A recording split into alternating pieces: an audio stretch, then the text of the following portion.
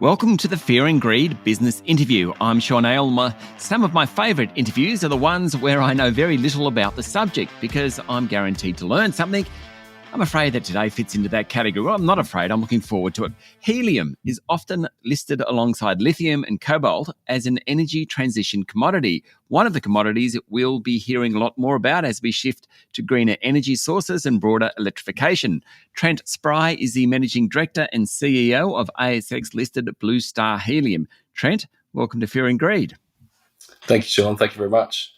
Let's start with the very basics for people like me. Trent, why is helium so important right now? It's incredibly important for the high-tech community and high-tech industries at the moment. That's what a lot of people don't realise. It's a lot more than just balloons and lifting. It does have very unique characteristics physically and chemically. So it's non-toxic, non-inflammable, low density, chemically and radioactively inert. It stays liquid at minus 269 degrees Celsius, high thermal conductivity. It's lighter than air, as we all know, and it's very small. It actually cannot be manufactured artificially, and there's actually no substitute for its key applications, so it's incredibly valuable. Okay, so a couple of questions out of that. How is it extracted and what are the key applications? So let's start with how it's extracted. Yeah, it's extracted a lot like normal gas exploration. We do find it as a gas in the subsurface. That said, it does require a certain geologic conditions. It is not generated like hydrocarbons. It's generated from the radioactive decay of uranium and thorium in granite-rich rocks. And because of its small size, we need a really good seal on top of it, usually with salt and hydride and really dense shales. So other than that, it's extracted the same way. We do polish it from the small percentages we can find. Ours is some of the highest in the world at 8%. But we polish that on site up to 98% before we sell it. And that's really the only difference to natural gas. Okay, sorry, polish it. What's that? What are you doing when you're polishing it? Sorry, it's a bit of a technical term in the industry, but we're essentially concentrating it. So the raw gas comes out with about 8% helium in it, and then we concentrate that to 98. Okay, and is there much helium around the world? There's not a lot, really. I mean, a lot of it comes from, it's a byproduct of LNG production from large global gas supplies. But what we're looking for is the pure or the primary helium concentrations, and that's less than 10% in the world. Okay. So what's it used for? So it's used for things in the healthcare industry, in the electronics and semiconductors, aerospace, aircraft defense, advanced science, and all the renewable low-carbon tech. So it's in cryogenics and MRI machines, it's electronics, fiber optics, semiconductors, which is a huge use case at the moment. Yep. It's obviously used for pressuring, purging, lifting, breathing, and welding as well. But most significantly, recently, the electronics sector, the fiber optics, semiconductor industry has overtaken or surpassed the cryogenics and the MRIs to be the largest use in the world. So that's now about 25%, and it's growing rapidly. Okay. So presumably then, if we are going to have a greener future and they're the sort of use cases for helium, we're going to need more of it. Exactly right. The demand is growing, constantly, not just with the traditional uses like the cryogenics and the MRI, but especially those sort of high-tech industries. And that includes not just the semiconductors and the renewable technologies, but also rocketry, which we're seeing a lot more activity in as well. A lot more satellites being launched. Stay with me, Trent. We'll be back in a minute.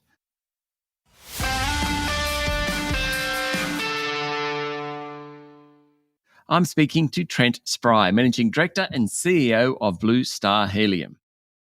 Okay, I'm scared of this next question because I'm going to regret it as soon as I ask it, but I'm going to. Let's just take fibre optic cable, right? So I understand fibre optic cable, I understand the need for that. It's commonplace technology. Where's helium used in fibre optics, for example? I'm just really trying to get my head into how helium's used. Yeah, so you can imagine to get their fibre optics, the quality that they are, you need a very inert, very sterile environment, and you need to be able to pressurise and purge through that and to sort of etch into those things. So it's used as an atmospheric control, but also as part of the process, the formation. Okay, I get it. So with that in mind, how big is the helium market going to get, Trent?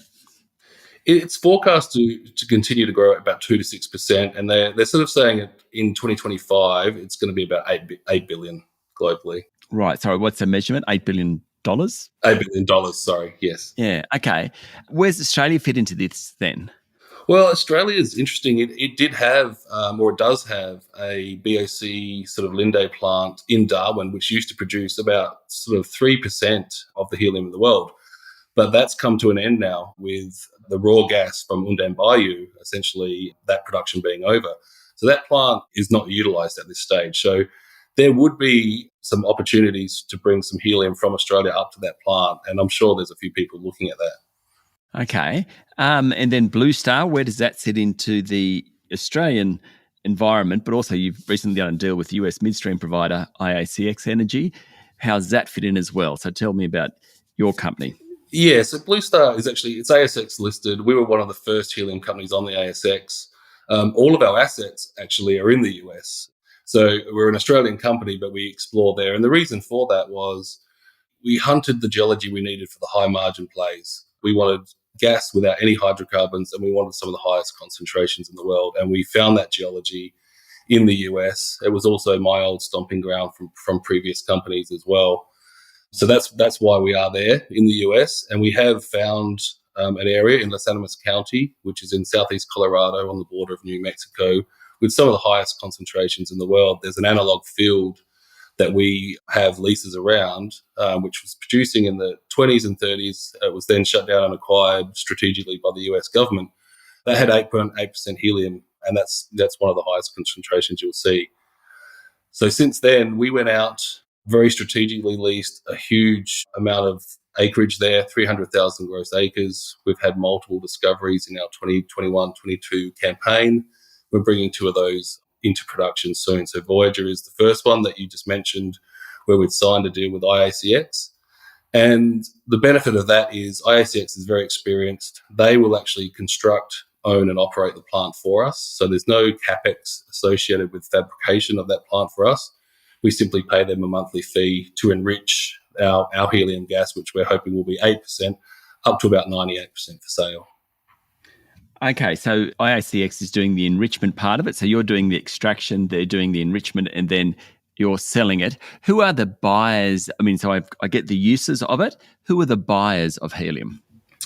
So they range from industrial gas companies, welding companies, balloon companies, right through to SpaceX, NASA, GE.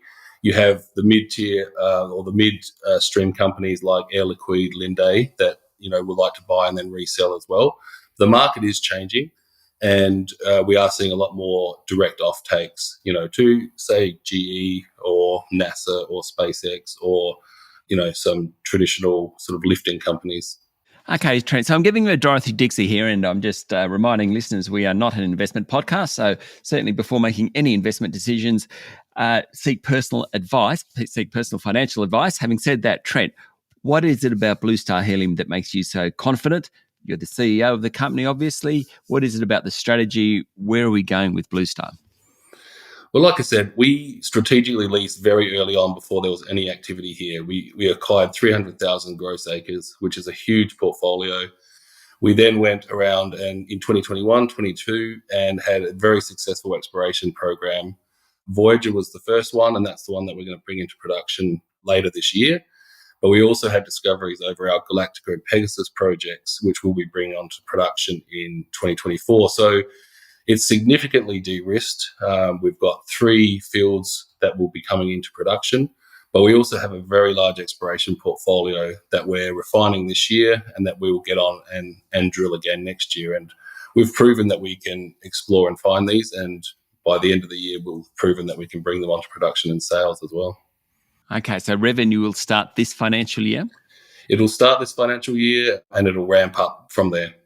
So what are your projections in terms of revenues, and when do you think you'll become profitable? Good question. We are an exploration company, so profitable is an interesting word for us. But, we can't technically give forecasts, but in the last announcement, people will notice that at full capacity, this plant will produce 38 million cubic feet of helium a year net to us. We also put out there that the all-in OPEX to achieve that is between $100 and $120 per MCF. That's 1,000 cubic feet. And we also see prices for that gas being between $450 and $750 MCF. So that, just to put it in context, that 38 million at full capacity is 38,000 MCF. So there's a few numbers there that people can crunch, but the margins look okay. Yeah, they look pretty good. At this. All right, Trent, well, good luck. When you get interviewed by people, do you spend a lot of time explaining helium to them, or most people know a lot more about it than I do? No.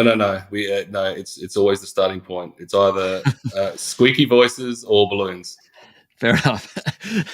Well, I'm going to think about helium in a very different way as a result of this chat. Thank you, Trent, for talking to Fear and Greed. Brilliant. Thank you, Sean. That was Trent Spry, Managing Director and Chief Executive Officer of ASX-listed Blue Star Helium. This is Fear and Greed Business Interview. Remember, if you want to make an investment decision, go and seek your own personal advice. Very important you do that. Join us every morning for the full episode of Fear and Greed, Australia's most popular business podcast. I'm Sean Aylmer. Enjoy your day.